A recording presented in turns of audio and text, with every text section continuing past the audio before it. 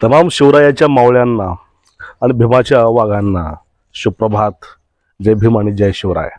बघा, आपला आजचा व्हिडिओ आहे तो व्हिडिओ म्हणजे बाळासाहेब आंबेडकरांनी आता ताणून न घेता महाविकास आघाडीमध्ये सामील हो.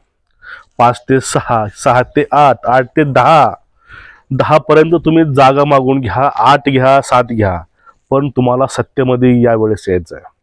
लोकांचा शब्द आहे की बाळासाहेबांचा आमदार नाही, खासदार नाही. आपला पक्ष लहान आहे, वंचित बहुजन आघाडी अजून लहान आहे, पण आपल्यावरचा हा ठपका आपल्याला पुसून काढायचा आहे. मित्रांनो नमस्कार, मी आपला मित्र जगताप आरजे. आपण बघत आहात आपलं अर्थ चॅनल. बघा, सध्या बाळासाहेब आंबेडकरांचं जास्त कॉन्ट्रोवर्सी चालू आहे चॅनलवरती, कुठल्या पण सोशल मीडियावरती. सध्या महायुती आणि महाविकास आघाडी याबद्दल परिपक्व कुठलीच युती नाही आणि बाळासाहेब आंबेडकरांची वंचित कुणासोबत जाईल हा संभ्रम आहे. आणि महायुतीसोबत कुठल्याही अवस्थेमध्ये परिस्थितीमध्ये बाळासाहेब जाऊ शकणार नाहीत. कारण काय? कारण त्यांचं पहिलंच वाढलेलं आहे. जे महायुतीचे घटक पक्ष आहेत ते वाढलेले आहेत आणि पहिले त्यांचेच भांडणं चालू आहेत जागेविषयी, जागेबाबत. त्यामुळं त्यांच्या अटी पूर्ण करतील वाटत नाही आणि ती शक्य ही गोष्ट नाही. आता विषय उरतो तो म्हणजे महाविकास आघाडीचा. महाविकास आघाडीला बाळासाहेबाशिवाय पर्याय नाही आणि वंचितला सुद्धा पर्याय नाही आघाडीशिवाय. मी हे वाक्य जबाबदारीने बोलतोय. व्हिडिओ पूर्ण बघूनच कमेंट करत चला, समजून घ्या.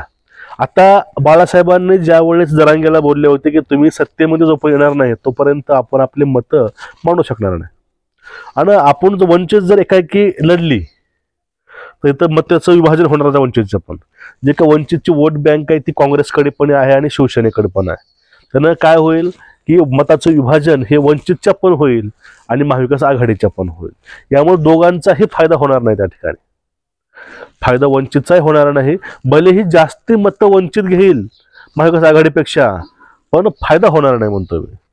आणि जे 7 ते 60 जागा वंचित आघाडीसोबत राहून जिंकू शकतं त्या ज्या तरी एकाकी लढल्या तर त्या सुद्धा होणार नाहीत. कारण बहुमत पाहिजे आणि वंचितची वोट बँक अर्धी काँग्रेसकडे आणि शिवसेनेकडे आहे, अशी गोष्ट आहे मित्रांनो. त्यामुळं या ठिकाणी कुठले हेवेदेवे असतील किंवा मानसन्मानाची गोष्टी असेल, बाळासाहेबांचा तरी आदर केलाच पाहिजे. महाविकास आघाडीनं बाळासाहेबांचा आदर केलाच पाहिजे. महाविकास आघाडीमध्ये जेवढा आदर ठाकरेंचा आहे, जेवढा आदर शरद पवारांचा आहे आणि जेवढा आदर राहुल गांधींचा आहे, तेवढाच आदर वंचितच्या बाळासाहेब आंबेडकरांचा नक्कीच पाहिजे.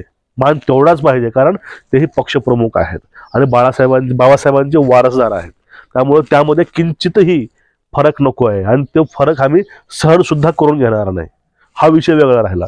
पण एक राजकीय दृष्टिकोनातून, एक राजकीय समीकरणातून जर विचार केला तर सध्या महायुतीला हरवण्यासाठी एकाएकी लढत करणं हे शक्य होणार नाही.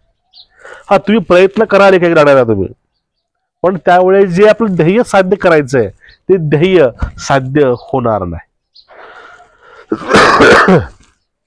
कमीत कमी आपलं ध्येय साध्य करायला कमीत कमी आपल्याला सत्तेमध्ये असला तर पाहिजे. आणि वंचित सत्तेमध्ये त्यावेळेस जाऊ शकेल ज्यावेळेस ते महाविकास आघाडी सोबत असेल. कारण एकाएकी राष्ट्रीय पक्षाला चॅलेंज देणं हे शक्य होणार नाही. तुम्ही व्हिडिओ बघत असाल, थोडं भावनेत तर थोडं बाहेर या. जास्ती पॅनिक वगैरे होऊ नका. पॅनिक न होता एक गोष्ट समजून घ्या.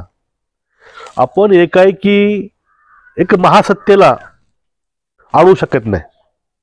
हा, आपण जरूर त्याचा प्रयत्न करू शकतो अडवायचा, आपण त्यांना हाणून पाडण्याचा प्रयत्न करू शकतो, पण त्यांना आपण एकाकी हरवू शकणार नाही. कारण त्यांनी जे प्लॅनिंग असेल ते प्लॅनिंग पूर्ण केलेली आहे. त्यांनी मतं सुद्धा डिवाइड केलेली आहेत.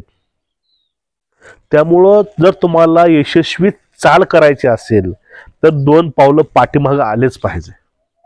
जर 2 पावलं पाठीमागं आले नाहीत तर जे राजकीय समीकरण आहे ते आता आहे तेच नंतर असणार आहे. फक्त फरक काय होईल, जास्त फटका हा महाविकास आघाडीला बसेल, वंचितचे 2-3 खासदार निवडून येतील. पण जे पुढली गोष्ट आहे, जे ध्येय जे साध्य करते म्हणजे ध्येय साध्य करता येणार नाही. हा एक मुद्दा झाला. आता पुढला मुद्दा समजून घ्या. जर तुम्ही महाविकास आघाडीसोबत गेलात, तुमची युती झाली, त्यावेळेस तुम्ही हक्कानं सर्व सोबत घेऊन तुम्ही लढू शकता, कारण ते 39 मुद्दे महाविकास आघाडीनं मान्य केलेले आहेत. त्यामध्ये उद्धवजी असतील, शरद पवार असतील किंवा पटोले असतील, ह्या सर्वांनी तुमचे 39 मुद्दे मान्य केलेले आहेत. ते त्यांची हे पण इच्छा आहे की जागे वाटवासाठी ते तुमच्यासोबत समायोजन करायला तयार आहे, बसायला तयार आहे, जागा त्यावरती उपाय काढायला तयार आहेत. त्यामुळं शक्यता 100पैकी 90% ही युती महाविकास आघाडीची होणार आहे, त्यामध्ये काही शंका नाही. पण बाळासाहेबांनी आपला हट्ट या ठिकाणी सोडावा, असं माझं प्रामाणिक एका शिवसैनिकाचं, भीमसैनिकाचं हे म्हणणं आहे. तुम्हाला याविषयी नेमकं वाटतं काय की बाळासाहेबांना खरंच हा हट्ट सोडून 2 पावलं पाठीमागे आलेलं चांगलं आहे? कारण ज्या वेळेस वंचितचे विधानसभेमध्ये, समजून घ्या लोकसभेमध्ये जर 3 ते 4 खासदार निवडून गेले तर याचा इफेक्ट असं होईल की विधानसभेला जास्तीत जास्त सीट हे वंचितला नक्कीच मिळणार, त्यामध्ये काही शंका नाही. आणि ज्यावेळेस बघा आता लोकसभेवरती विधानसभा अवलंबून आहे पूर्ण बाळासाहेबांची. जर लोकसभेला महाविकास समजा युती केली, आपलं संख्याबळ दाखवून दिलं, तर त्यांना महाविकास आघाडीला विधानसभेमध्ये वंचित फॅक्टर नेक नंबर 1 ठरणार. समजून घ्या. तुम्ही कितीही हुशार असलात, उदाहरणावर का उदाहरण सांगतोय, तुम्ही कितीही हुशार असलात, तुम्हाला टेस्टमध्ये सराव परीक्षेमध्ये तुम्हाला जर 100 पैकी तुम्हाला 90% मार्क हे पडत असतील, पण ती शेवटची बोर्डाची एक्झाम ही महत्वाची असते. तुम्ही किती हुशार आहात किंवा किती हे तुम्हाला काही अर्थ नाही. तुम्ही किती मार्क घेऊ शकतात, तुम्ही किती मार्क घेतले, तुम्ही स्वतःला सिद्ध करून दाखवलात, हे महत्वाचं असतं. हे सिद्ध करायची वेळ ही लोकसभेची आहे. बाळासाहेबांनी युतीमध्ये येऊन महाविकास आघाडीमध्ये जाऊन आपले 3 ते 4 खासदार निवडून आणावे, आणि हे खासदार निवडून आले की विधानसभेमध्ये खेळायची जबाबदारी हे पूर्ण आपलीच आहे, आणि विधानसभा ही आपलीच असणार आहे, आणि मुख्यमंत्री हा वंचितचाच असणार. 100% नाही, 101%. कारण फक्त यावेळेस बाळासाहेबांना 2 पावलं पाठीमागे यायची गरज आहे. जर बाळासाहेब हे 2 पावलं पाठीमागे आले तर ह्यांना 100 पावलं पुढे जायची चान्स हा विधानसभेला नक्कीच मिळणार.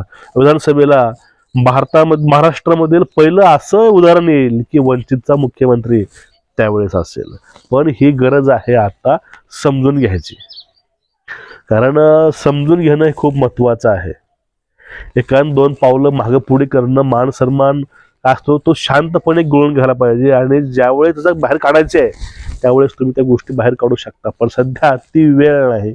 सध्या युतीला तेच पाहिजे, भाजपला तेच पाहिजे की बाळासाहेबांची काँग्रेसची, ती महाविकास आघाडीची युती होऊ नये, ही आघाडी बनवू नये, ही प्रामाणिक इच्छाच आहे भाजपची, आणि तुम्ही ही त्यांची इच्छा पूर्ण करू नये.